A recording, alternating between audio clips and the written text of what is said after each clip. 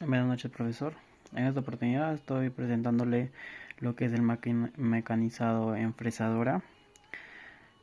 Primero el plano que nos brindó del ejercicio 3 lo convertí a SolidWorks para tener más medidas al momento de realizar el código en el CNC. En esta parte, como podemos visualizar, utilicé una fresa de alargado de diámetro de 6, ya que la guía es un radio de 6, entonces estamos entre la correcta. Estoy desbastando el cuadrado y ya desbasté los contornos, lo cual no se puede eh, dar hasta la profundidad porque sale colisión. Entonces le dejamos un rango de la mordaza de 1 y voy a seguir desbastando. Hasta el momento solo estoy utilizando una sola herramienta, que es la T01 de diámetro de 6. Todo es el código hasta ahora.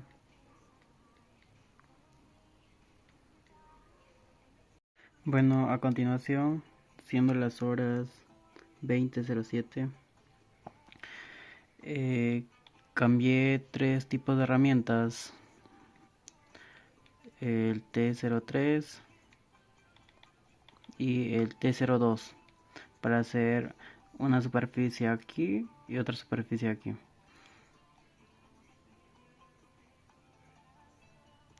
Siendo las horas 10:08 de la noche, llegué hasta este avance donde terminé el desbastado, los desbastados interiores, después agujeros, lo cual solo me faltaría la cabecita del tornillo.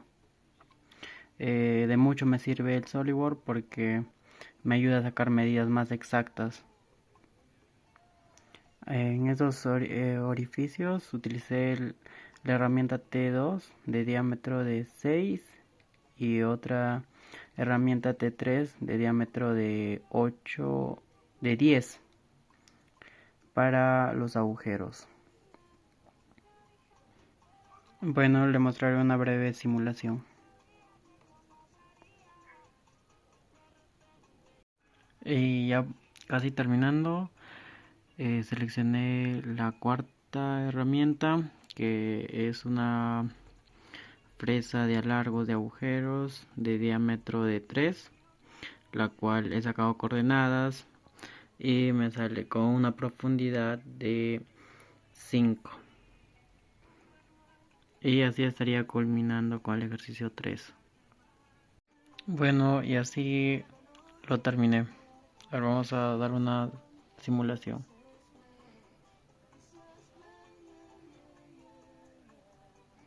Así sería.